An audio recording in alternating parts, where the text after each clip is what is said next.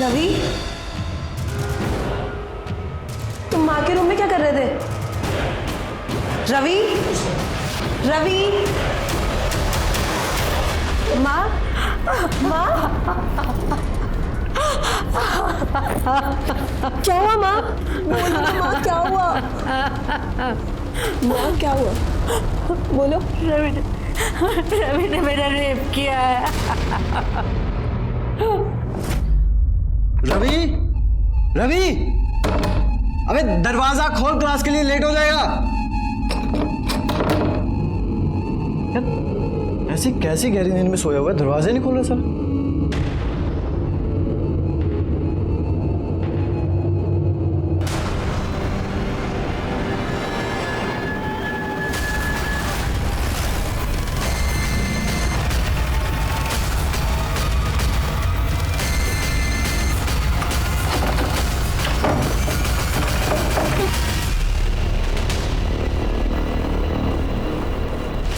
Body को नीचे उतारो।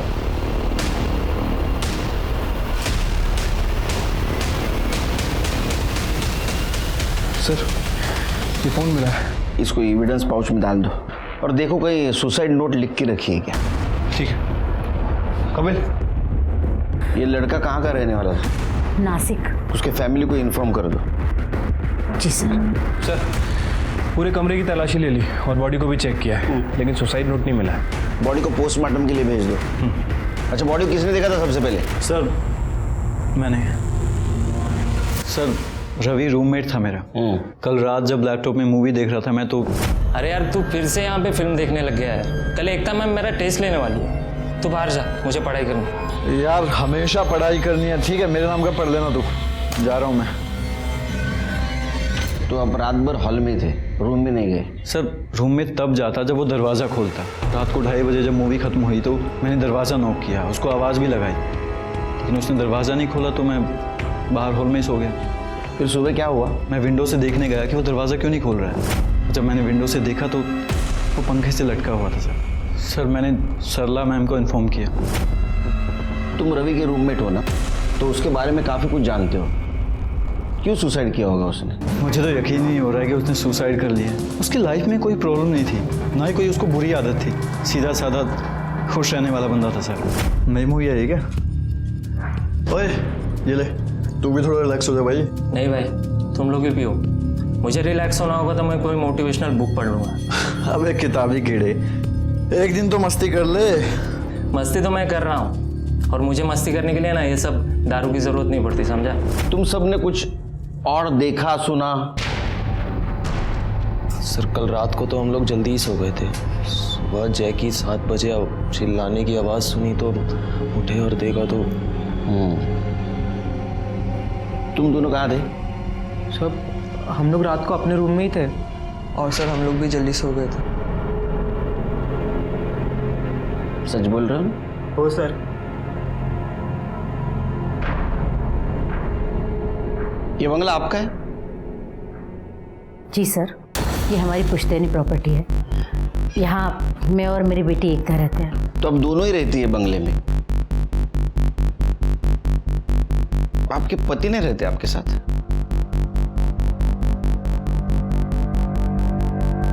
नहीं सर, हम लोग 5 साल से अलग रहते हैं। हमारा डिवोर्स केस फाइल हो चुका है और अभी तक फाइनल नहीं हुआ।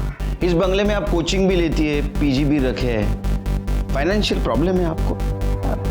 नहीं सर, एकता टीचर है और पढ़ाई के साथ साथ वो सोशल वर्क भी करना चाहती है। इसीलिए हमने सोचा क्यों ना बाहर गांव से आने वाले ज़रूरतमंद बच्चों के लिए रहना, खाना और ट्यूशन की सस्ते में व्यवस्था की जाए। रवि उन्हीं बच्चों में से एक था। गरीब घर से था लेकिन बहुत इंटेलिजेंट था। जय ने बताया आज कुछ टेस्ट लेने वाली थी आप? उसने कहा कि कल एकता मैम टेस्ट ले रही है। जी, टेस्ट? हाँ, जिसकी वजह से रवि प्रेशर में था। नहीं सर, मैं तो कोई टेस्ट नहीं लेने वाली थी। अच्छा, इसका मतलब रवि ने जय से झूठ बोला होगा। सर, किसने किसको क्या बोला मुझे नहीं मालूम, पर मैं कोई टेस्ट नहीं लेने वाली थी।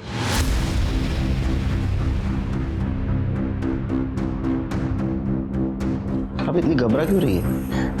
नहीं सर, मैं घबरा नहीं रही हूँ। वो इतना बड़ा हादसा हो गया तो बस थोड़ा डर गई हूँ। जरा नाम क्या है तुम्हारा? गोविंद, क्या करते हो? नौकर हूँ यहाँ पर। रवि ने सुसाइड क्यों किया बता सकते हो? नहीं साहब।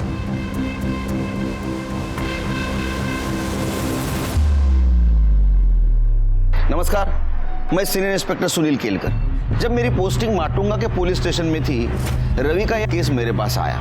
ऊपर से आत्महत्या लगने वाला यह केस अपने आप में बहुत सारे संगीन राज छुपाए बैठा था, जिसे देखकर मैं हैरान हो गया। चिरके, मुझे सब लोग तो नॉर्मल लगे, सिवाय उसका रूममेट जय, निखिल और देवेश। वो काफी घबराए हुए लगे। क्या वजह हो सकती है उनकी घबराने की? एक काम करो, उनका मोबाइल डाटा चेक करो, पता चलेगा। ठीक है सर। वैसे सर वो रवि के फ़ोन को चेक किया है, लेकिन उसके फ़ोन में कुछ मिला नहीं है सर। और सर सबसे अजीब बात, उसके फ़ोन में ना तो कोई फ़ोटो है, ना कोई वीडियो, ना कोई टेक्स्ट मैसेज। फ़ोन पूरी तरह से खाली है उसका। पूरी तरह से खाली है? मतलब हमारे काम की कोई चीज़ हो सकती है। आत्महत्या की वजह? एक काम करो, उसका मोबाइल डाटा रिकवर करो। ठीक है सर। सर, रवीचे आई वडील आलेत।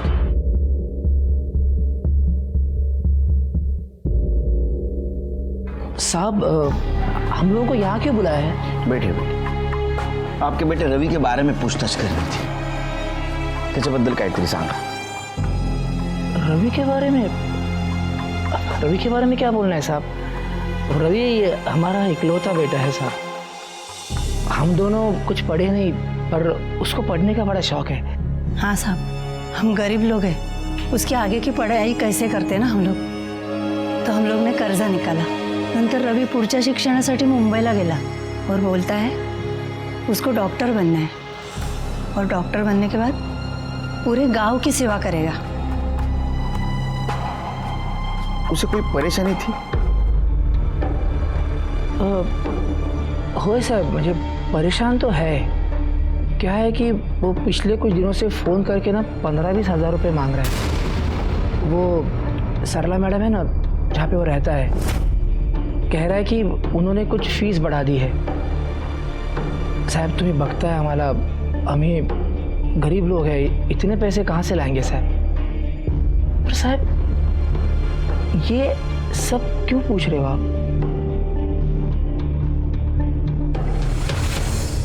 आपके बेटे रवि ने आत्महत्या की है, उसकी वजह जाननी है हमें। अरे देवा! रवि! रवि! रवि! रवि! क्या हुआ आपने रवि को? रवि तू नहीं जा सकता हम लोग को छोड़ के। रवि!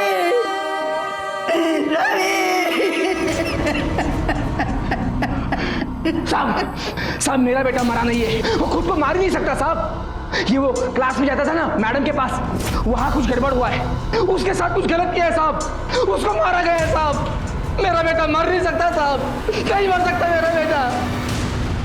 देखिए, आप फीस का टेंशन मत लीजिए, आपका बेटा इंटेलिजेंट है, उसे स्कॉलरशिप ज़रूर मिल जाएगी। और हम हैं ही ना, उन जैसे लड़कों के लिए तो हमने इंस्टीट्यूट खोला है अपना। झूठ बोल रही औरत, ये सबसे मीठी मीठी बातें करती है और सबसे पैसा ऐंठती है, फंसाती है ये। कैसी बातें कर रहे हैं आप? क्या बात कर रहा हूँ मैं? तूने मारा है मेरे बच्चे को, तूने मारा है, मैं तेरे को नहीं छोड़ूंगा। तूने मारा। क्या कर रहे हो? तू हट, बीच में मत आ, तेरे क्यों मिल जाएगी। हट, तुम पीछे। तूने मारा मेरे बच्चे को, बोल कैसे किया तूने मेरे बच्चे का खून किया ना? देख अभी ना मेरा खून भी तेरे सर पे आएगा, देख। रवि के पेरेंट्स का कहना था कि आपने एक्स्ट्रा फीस मांगी है और उसकी वजह से रवि परेशान था। नहीं सर, एक्स्ट्रा फीस वाली कोई बात ही नहीं थी। आप चाहिए तो बाकी बच्चों से बात कर सकते हैं। हो सकता है रवि ने अपने पेरेंट्स से फीस के नाम से कुछ एक्स्ट्रा पैसे मांगे हो, और इसीलिए शायद उन्हें लगता हो कि उसने फीस की वजह से आत्महत्या की।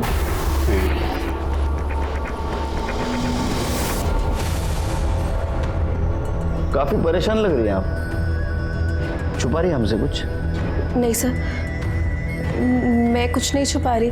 वो बस जिस तरह से रवि के पापा ने माँ पर हमला किया, उससे डर गई हूँ। वो तो रिएक्ट करेंगे, उनका इकलौता बेटा जो था रवि, नेचुरल है। लेकिन एक चीज मुझे नेचुरल और नॉर्मल नहीं लग रही। रवि ने जैसे कहा था टेस्ट है, मुझे पढ़ाई करनी है, इसलिए जब बाहर के रूम में आके बैठा था। आप कह रही टेस्ट नहीं थी। रवि के पेरेंट्स का कहना है आपने एक्स्ट्रा फीस मांगी थी, इसलिए रवि परेशान था। आपका कहना है मैंने एक्स्ट्रा फीस नहीं मांगी थी। सच क्या है?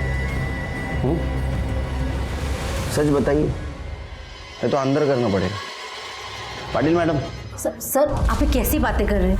हम कोचिंग के नाम से सोशल सर्विस करते हैं और आप हम ही पर इल्ज़ाम लगा रहे हैं। आप चाहिए तो बाकी बच्चों से पूछ लीजिए। गोविंद, बुलाओ सबको। जी क्या गोविंद? नमस्कार सर। कैसा है? ठीक है। बच्चों को बुला।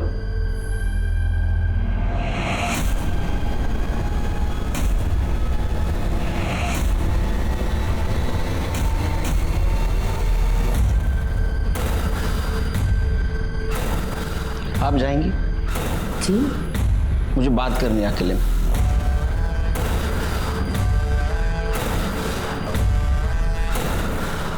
टीचर ने एक्स्ट्रा फीस मांगी थी आपसे?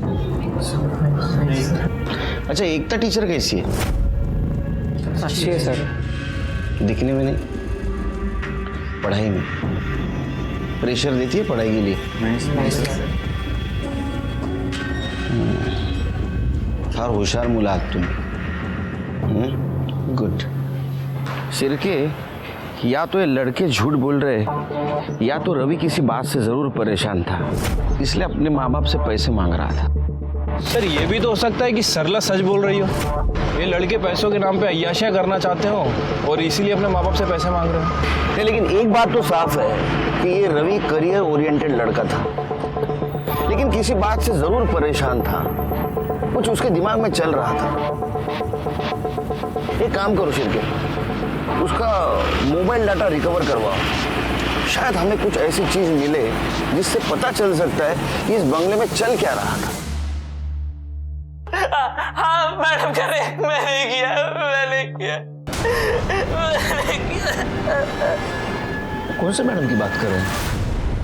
सरला या एकता? पता नहीं सर, वीडियो के साथ जो मैसेज आया उसमें सिर्फ इतना लिखा है, I have the proof, you will pay. अब ये वीडियो तुम्हारे पेरेंट्स को दिखाऊंगी। कौन से मोबाइल से आया वीडियो? सर ये एकता शाह के मोबाइल से आया। एकता शाह? शिरके, अगर ये मैसेज एकता शाह के मोबाइल से आया है तो उस पर केस बनेगा, आत्महत्या के लिए उकसाने का। एकता टीचर्स ट्रेनिंग के लिए गई है। कब और कहाँ? कल सुबह भांडारकर इंस्टीट्यूट पुणे। वो ट्रेनिंग हमेशा वहीं होती है। कदम, इंस्टीट्यूट में फोन लगा और एकता को लाइन पे ले लो। सर लेकिन आप ये सब क्यों पूछ रहे हो? शिरके, दिखाओ क्यों पूछ रहे हैं। हाँ मैडम कह रहे, मैंने किया।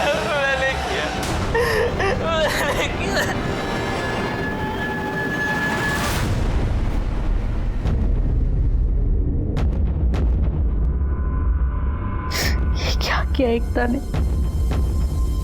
अच्छा, तो ये वीडियो भी एकता ने बनाया। तो ये तो पता चला होगा आपको कि रवि किस मैडम के बारे में बात कर रहे हैं।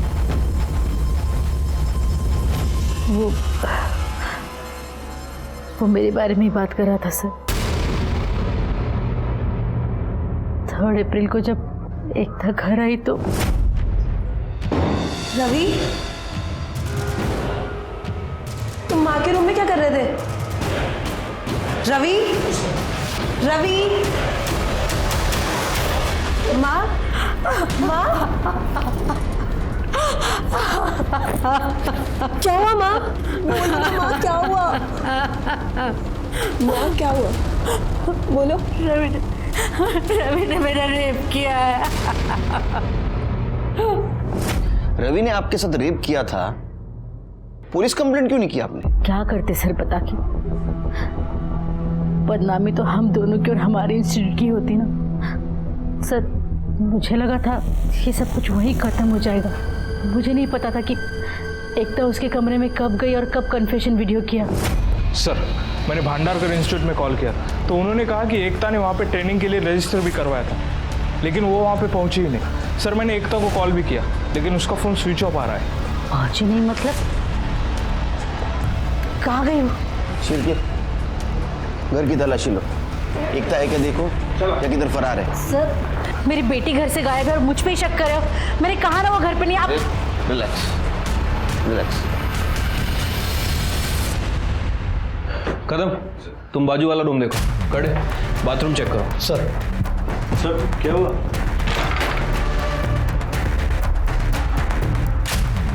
सर बाथरूम में कोई नहीं। सर उस रूम में भी कोई नहीं। तुम लोग इतना घबरा क्यों रहे हो? सर वो आप एकदम अचानक से आ गए तो। एकता कहाँ है? सर हमें कैसे पता होगा? नहीं पता हमें। चलो।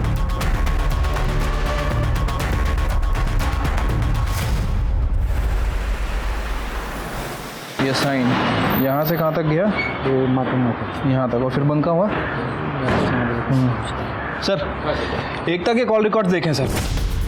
उसके कॉल रिकॉर्ड्स के हिसाब से उसका फ़ोन माटुंगा से साइन बस स्टैंड की तरफ ट्रेवल कर रहा था सुबह 7 बजे, और सर सुबह 9 बजे उसका फ़ोन वहीं पे बंद हो गया और उसके बाद उसका फ़ोन ऑन नहीं हुआ सर। अच्छा, ये फाइल सर। एक काम करो शिर के, इसके कॉल रिकॉर्ड्स निकलवाओ। ठीक है सर। वैसे सर उन तीनों लड़कों के भी कॉल रिकॉर्ड्स आ गए हैं और इस बारे में मैंने उनके पड़ोसियों से भी पूछताछ की है। वो तुकाराम भी सच कह रहा था सर। इन तीनों लड़कों ने अपने माँ बाप से 15 से 20 हज़ार रुपये मांगे थे फीस के लिए। और सर इन तीनों लड़कों के फ़ोन रिकॉर्ड्स में एक नंबर कॉमन है, ये। इस नंबर से इन्हें फ़ोन भी आते थे और मैसेज भी आते थे। जब इस नंबर के बारे में इंक्वायरी की तो पता चला किसी प्रकाश पाटिल का नंबर है, लेकिन सर एड्रेस जो दिया था वो पूरी तरह से फेक है। और सर जिस दिन रवि ने सुसाइड किया, इसी नंबर से उसे फ़ोन भी आया था और मैसेज भी आया था। रवि ने मरने से पहले अपने बाप तुकाराम से बात की, तुकाराम के बाद रवि के फ़ोन पर मैसेज आया और उसके बाद रवि ने सुसाइड किया। और तब से लेके अभी तक यह नंबर अभी तक एक्टिव नहीं हुआ सर। इसका मतलब ये तीनों लड़के हमसे झूठ बोल रहे थे। शिर के तीनों को उठा के ले गया।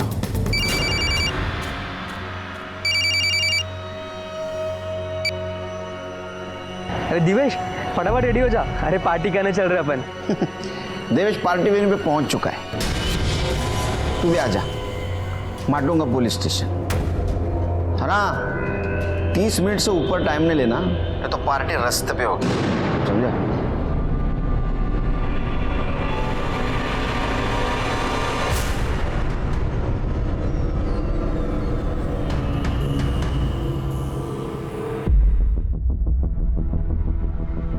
शिरके हेयर स्टाइल देखी,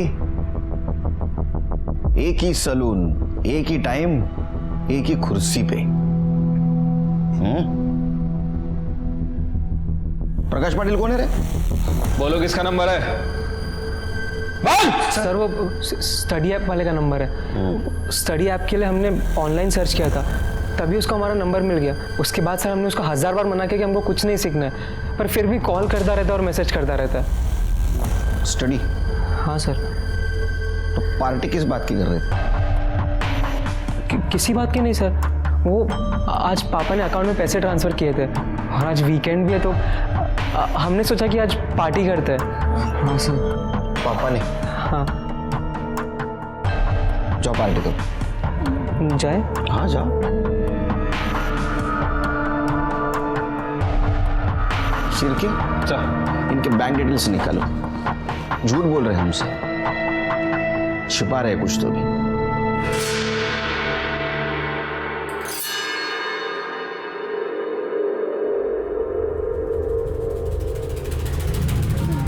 अबे क्या कर रहा है, पागल हो गया क्या? थोड़ा बैठ और चिल मारना, छोड़िए सब। यार बैठ। तुम लोगों को यहाँ पे रहना रहो, लेकिन मैं यहाँ नहीं रह सकता। जब से साला रवि ने इस पंखे पे लटक के अपनी जान दी ना, मुझे इस रूम में घुसने से भी डर लगता है। क्या पता साले की आत्मा यहीं बगल में बैठी हो। नहीं, मैं यहाँ नहीं रह सकता। और ऊपर से तुम लोगों ने पुलिस से भी झूठ बोल दिया। यार मुझे इन सब लफड़ों में नहीं पड़ना यार, मैं जा रहा हूँ। अरे सुन यार, पहले बैठ बैठ भाई, तू बैठ। सुन, तेरे भाई ने ना सब इंतजाम कर लिया, समझा? एक काम कर, बियर पकड़, बियर पी और ठंडा हो जाना, क्यों इतना टेंशन ले रहा है?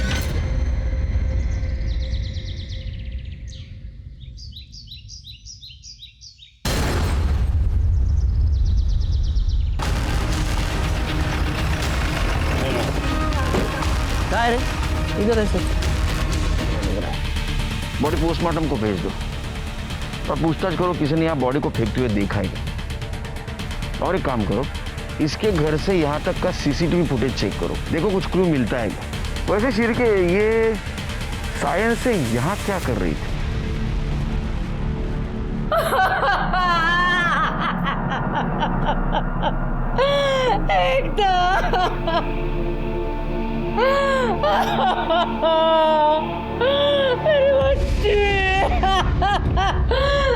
एकदम मुझे छोड़ के नहीं जा सकती। देखिए मैडम, संभालिए अपने आप को और एकता के मर्डरर को ढूंढने में हमारी मदद कीजिए। मेरी एकता तो पूना जाने वाली थी, वो वडाला कैसे पहुंच गई सर? पूना जाने वाली थी? पूना कैसे जाने वाली थी? बस से, ट्रेन से? सर, एकता हमेशा सायन से बस पकड़ती थी पूना जाने के लिए। सरला, ये लोग क्या कह रहे हैं? एकता हमें छोड़ के चली गई, लेकिन ये कैसे हो सकता है? कुछ बोलो सरला। आप कौन? सर मैं एकता का फादर। सर, एकता के कातिल को ढूंढ निकालिए सर। वो मेरा सब कुछ थी सर, उसके अलावा मेरा कोई नहीं। सरला के साथ तो सब खत्म हो चुका है। कब का ये एकता ने रवि के कन्फेशन का वीडियो बनाया, सरला का रेप किया है और उसके बाद में रवि ने सुसाइड कर लिया और जिसने वीडियो बनाई उस एकता का भी मर्डर हो गया। बॉडी वडाला में मिली, इसका मतलब वो पूना नहीं गई, ये कंफर्म है। सिर्फ एक काम करो, एकता का पीएम रिपोर्ट आने के बाद उसका मर्डर लोकेशन और तुकाराम का लोकेशन मैच होता है कि देखो। क्या ऐसा तो नहीं तुकाराम ने बदले की भावना में एकता को मारा हो? ठीक है सर, एक मिनट। हेलो, अच्छा कब की बात है? ठीक है सर, वो निखिल के बैंक अकाउंट के बारे में एक बात पता चली है सर। वो निखिल ने हमसे कहा था कि उसके फादर ने उसके अकाउंट में 75,000 ट्रांसफ़र किए। वो आज पापा ने अकाउंट में पैसे ट्रांसफ़र किए थे। लेकिन सर वो ट्रांजेक्शन उसके फादर ने नहीं बल्कि एकता के फादर शाह ने किया था।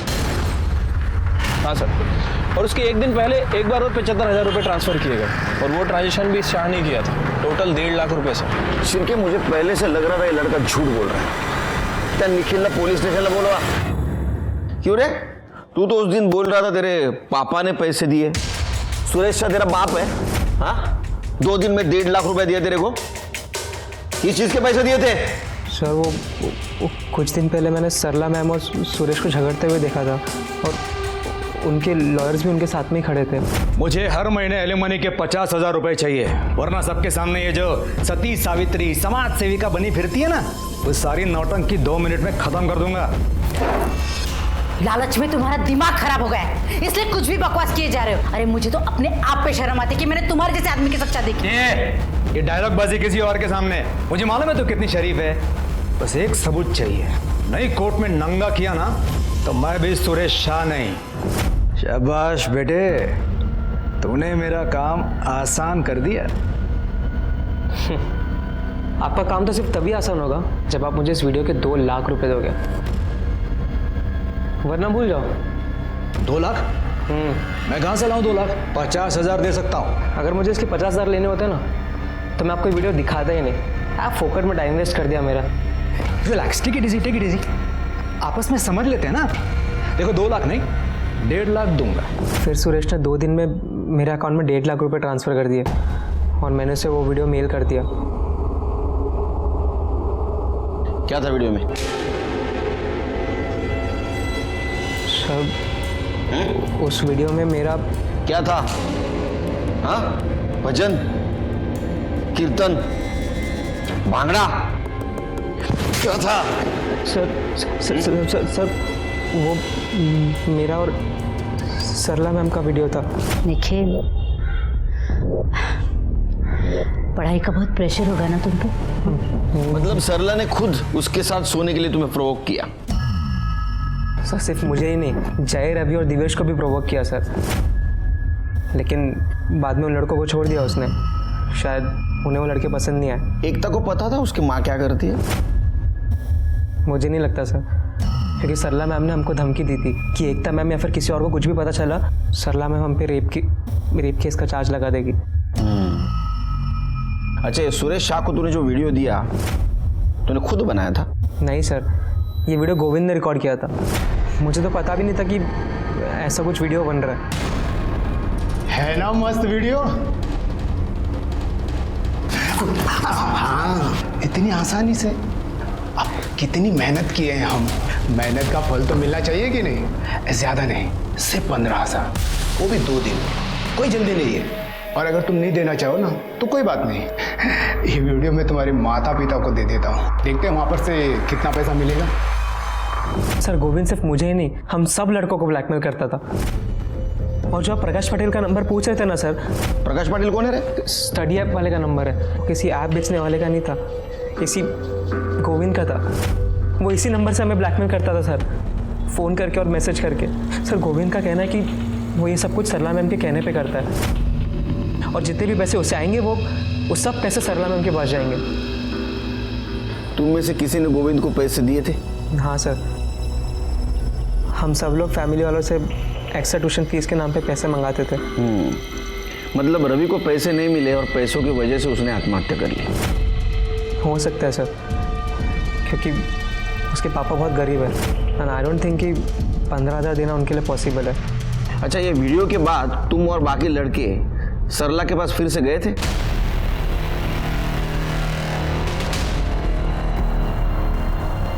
कितनी बार? सर यार कितनी बेड़ा? सर गिनती याद नहीं है सर, जितनी बार उन्होंने बुलाया उतनी बार हम लोग गए थे। मैंने उन लड़कों के साथ रिलेशनशिप बनाया क्योंकि वो अडल्ट थे, मैंने कोई क्राइम नहीं किया। नहीं, बिल्कुल, ये आपने क्राइम नहीं किया, लेकिन गोविंद के साथ उनका वीडियो बनाकर पैसों के लिए उन्हें ब्लैकमेल किया, यह क्राइम किया। मैंने ऐसा कुछ नहीं किया सर।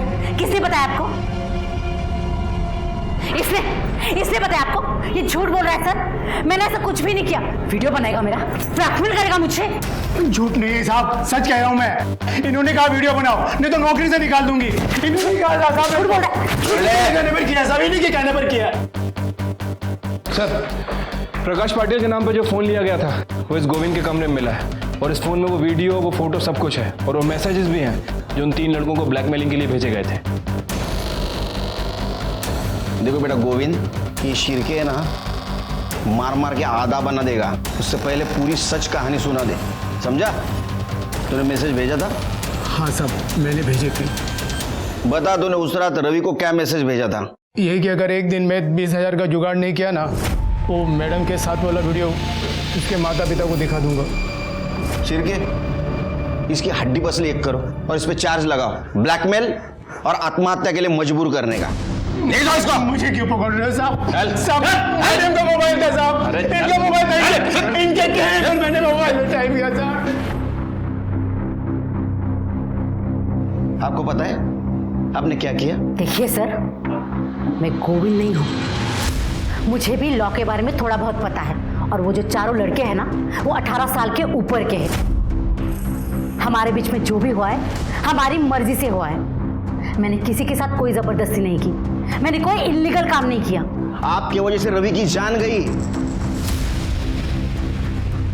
आपकी बेटी आपको इनोसेंट समझती थी, और रवि से कन्फेशन के चक्कर में वो खुद कल्प्रिट बन गई, इसीलिए उसका मर्डर हुआ होगा। आपने दूसरों का नहीं, खुद का घर उजाड़ा है। आजकल सब पुलिस को लॉ सिखाते हैं।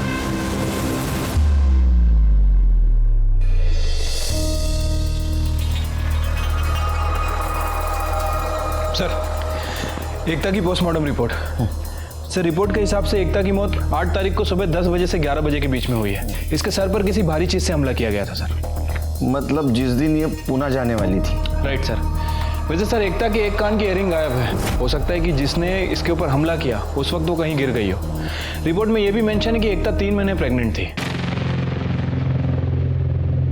क्या सरला को ये बात पता थी एकता प्रेग्नेंट है? पता नहीं सर, हो भी सकती है और नहीं भी।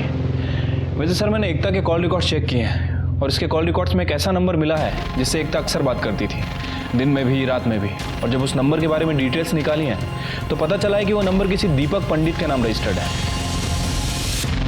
मैं और एकता एक ही कोचिंग सेंटर में पढ़ाते थे, और वहीं हमें एक दूसरे से प्यार हो गया। फिर मेरी नौकरी एक कॉलेज में लग गई तो मैंने कोचिंग सेंटर छोड़ दिया, लेकिन फिर हम बाहर मिला करते थे। आपको पता था वो प्रेग्नेंट थी? हाँ सर, एकता ने मुझे इसके बारे में थोड़े दिन पहले ही बताया था। हम इसके बारे में मिल के बात करना चाहते थे। 8 तारीख को उसे सायन से बस पकड़ के पुणे जाना था और मैं सायन में ही रहता हूँ, तो हमने सोचा कि मिल के बात कर लेते हैं। 8 तारीख को सुबह हम मिले भी थे। दीपक 3 महीने हो गए, अब तो पेट भी दिखने लगेगा। तुम बताओ मैं कब तक रिलैक्स एकदम। तुम इतनी टेंशन क्यों ले रही हो? मैं 1-2 दिन में ही हमारी शादी की बात तुम्हारी माँ से करता हूँ, तो जैसे वो हाँ बोल देंगी ना, हम उसी दिन शादी कर लेंगे। ओके? अच्छा चलो मैं चलती हूँ, वरना लेट हो जाऊंगी, और पुणे पहुँचते ही तुम्हें कॉल करती हूँ। फ़ोन भी गया, जल्दी जल्दी में चार्ज करना ही भूल गई। अच्छा कोई बात नहीं, पुणे जाके चार्ज कर लेना। उसके बाद मैं उसे बस स्टैंड छोड़ के चला गया। वहां से कहाँ गए? वहाँ से मैं सीधा कॉलेज चला गया था सर, और वहाँ जाके मैंने उसे बहुत बार फ़ोन ट्राई किया, मगर उसका फ़ोन स्विच ऑफ आ रहा था। मुझे लगा शायद चार्ज करना भूल गई होगी। फिर सोचा एक बार मुंबई वापस आ जाएगी तो बात कर लेंगे, मगर वो तो वापस आई नहीं सर। बस अगले दिन उसके मर्डर की खबर मैंने न्यूज़पेपर में देखी। तो तू एकता के घर पे भी नहीं गया, हमारे पास भी नहीं आया, यही प्यार था तेरा? रवि, जो कि लालच और हवस का शिकार हुआ था, जिन पर उसने भरोसा किया उन्होंने उसे धोखा दिया। ये रवि का तो केस सॉल्व हो गया, लेकिन एकता के केस में हमारे पास जो सस्पेक्ट था उसके खिलाफ हमारे पास ठोस एविडेंस नहीं था। दीपक के अलावा एकता की जिंदगी में बाहर का कोई इंसान नहीं था जिसके पास उसके मर्डर का मोटिव हो। इसलिए हमने सरला और सुरेश को खंगालने का डिसीजन लिया। आप क्यों मेरे पीछे हाथ धोकर पड़े? भला मैं क्यों मारूंगी अपनी बेटी को? क्योंकि आपने झूठ बोला आपके साथ रेप हुआ है, बल्कि आपने रवि और उसके दोस्तों को यूज किया।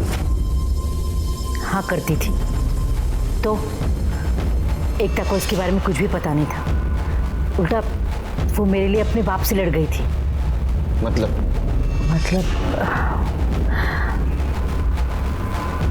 जिस दिन एकता पुणे जाने वाली थी, उसके एक रात पहले सुरेश बहुत शराब पीकर घर आया था। अपने आप को बहुत शानी समझती है ना? वन मोर डे ऐसा एक्सपोज करूंगा ना, खुद आएगी मेरे पास। सेटलमेंट कर दे ऐसे नहीं मिलेगा, कोर्ट में आना पड़ेगा।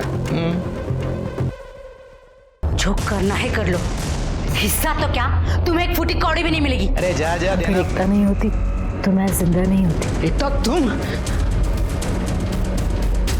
इस गिरी हुई औरत के लिए तुमने मुझे अपने बाप को मारा। अगर मेरी माँ को कुछ कहा ना तो मुझसे बुरा कोई नहीं होगा। जो लड़ाई लड़नी है कोर्ट में लड़िए, यहाँ नहीं। चलिए जाइए यहाँ से, मैंने कहा निकल जाओ यहाँ से। चलिए। मेरी बच्ची नहीं होती ना। चलिए यहाँ से। अच्छा नहीं किया तूने। चलिए। बहुत भारी पड़ेगा।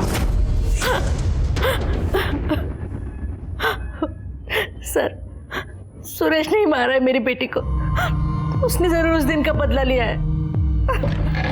सर, सायन बस स्टैंड के सीसीटीवी फुटेज में सुरेश एकता को बस से उतारकर गाड़ी में बिठाते हुए दिखा। एकता मेरी बच्ची थी सर, मैं उसे कैसे मार सकता हूँ? तू ही बताएगा कैसा मारा। मेरा विश्वास कीजिए सर, मैंने एकता को नहीं मारा। नहीं मारा तो बस स्टैंड किस लिए गया था उसको लेके? सर, मैं सायन बस स्टैंड गया था, मैं मानता हूँ, लेकिन मैंने एकता को मारा नहीं सर। मुझे एकता पर बहुत गुस्सा आया था। सरला जैसी औरत के लिए उसने मुझ पर, अपने बाप पर हाथ उठाया था। मुझे उसे सरला की सच्चाई बतानी थी सर, इसलिए घर पहुंचकर मैंने उसे वो वीडियो सेंड किया। लेकिन सुबह तक कोई डिलीवरी रिपोर्ट ही नहीं सर। मैंने उसे फ़ोन किया, लेकिन उसने मेरा नंबर ब्लॉक कर दिया था। लैंडलाइन पे फ़ोन किया तो गोविंद ने बताया कि वो सायन बस स्टैंड जाने को निकली है, पुणे जाने के लिए। तो फिर मैं भी वहाँ चला गया सायन बस स्टैंड। एकता, एकता बेटा, बेटा रुक जाओ प्लीज। देखो कल रात जो भी हुआ उसके लिए माफी चाहता हूँ। आई एम सॉरी बेटा, एक बार आखिरी बार मेरी बात मान लो।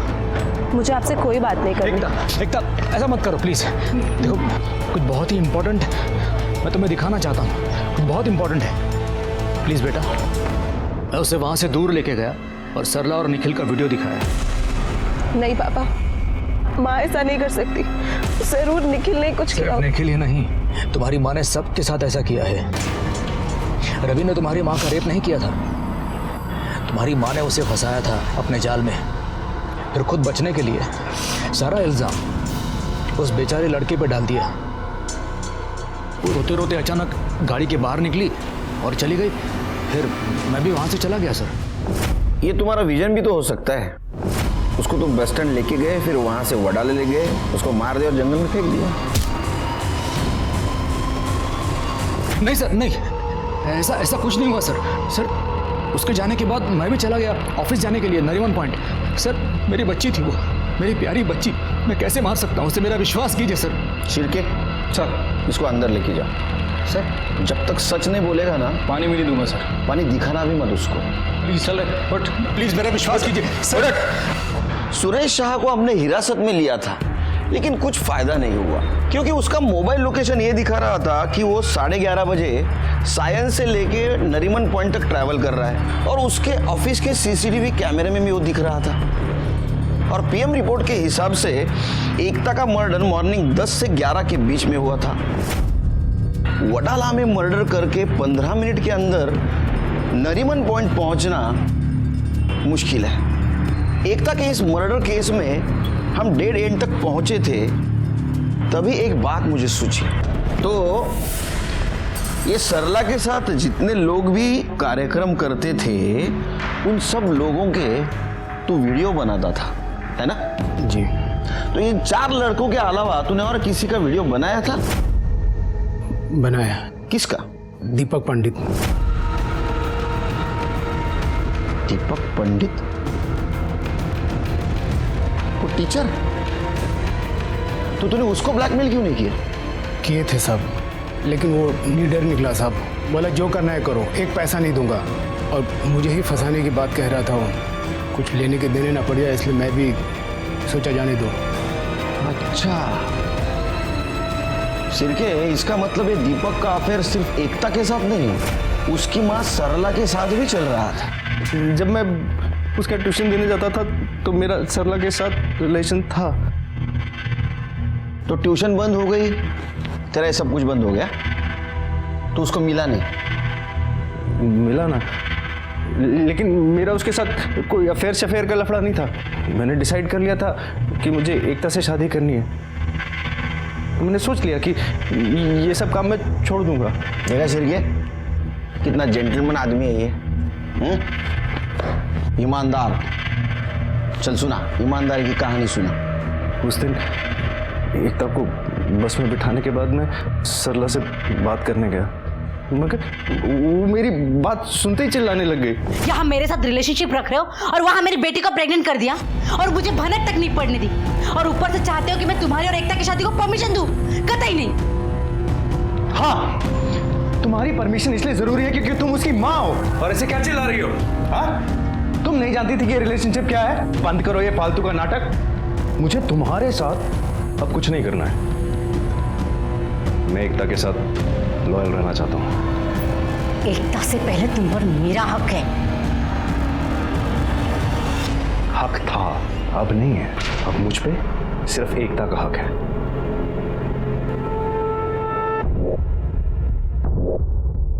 अच्छा, तो फिर एक आखिरी बार, फिर तुम्हें जहां जाना है वहां तुम चले जाओ। मैं जानता था कि सरला मुझे इतनी आसानी से नहीं छोड़ेगी। माँ, माँ,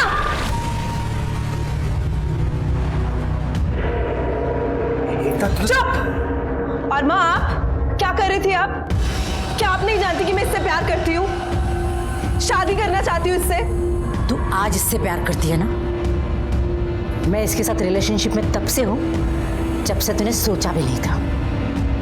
मतलब पापा बिल्कुल ठीक कह रहे हैं। आप मेरे स्टूडेंट्स के साथ, स्टूडेंट्स तो छोड़िए, आपने मेरे बॉयफ्रेंड तक को नहीं छोड़ा। और तुमने जब मुझे प्रपोज किया था तब से तुम मेरी माँ के साथ। एकता प्लीज एक बार मेरी बात सुन लो। एकता चले जाओ यहाँ से, और आइंदा मुझे अपनी शक्ल मत दिखाना। मैंने आज से पहले एकता को कभी इतने गुस्से में नहीं देखा था। मैंने उसका बहुत दिल दुखाया सर। मैं जानता था कि वो मुझे कभी माफ़ नहीं करेगी।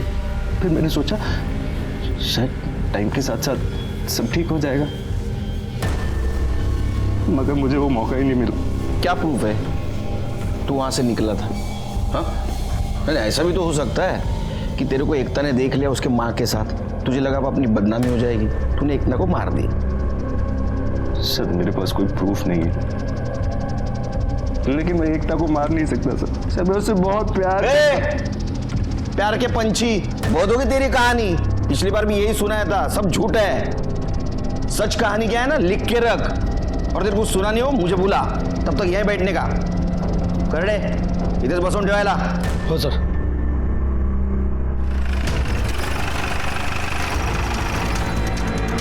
जी आप शाम को आ जाइए। छिड़के गाड़ी चेक करो, अच्छी तरह से घर छान मारो, देखो किधर मर्डर वेपन मिलता है क्या। कर बगा कदम।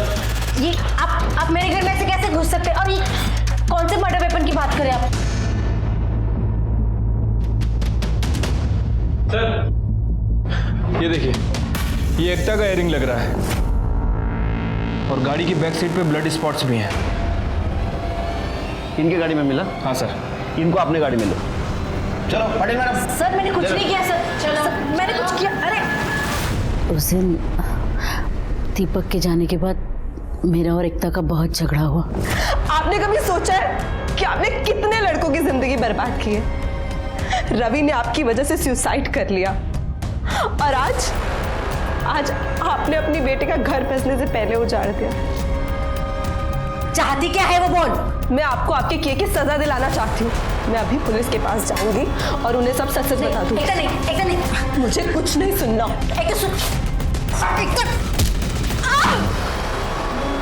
डर और गुस्से का इस्तेमाल गलत जगह करने का नतीजा बहुत भयानक हो सकता है। जैसे हुआ रवि और एकता को मौत से पहले आने वाले गुनाह की दस्तक जरूर मिली थी, लेकिन उसने उसे अनसुना कर दिया था। सरला का रवि के साथ संबंध रखना और उनकी वीडियो को लेकर गोविंद का ब्लैकमेल करना, ये दोनों रवि के लिए दस्तक थी।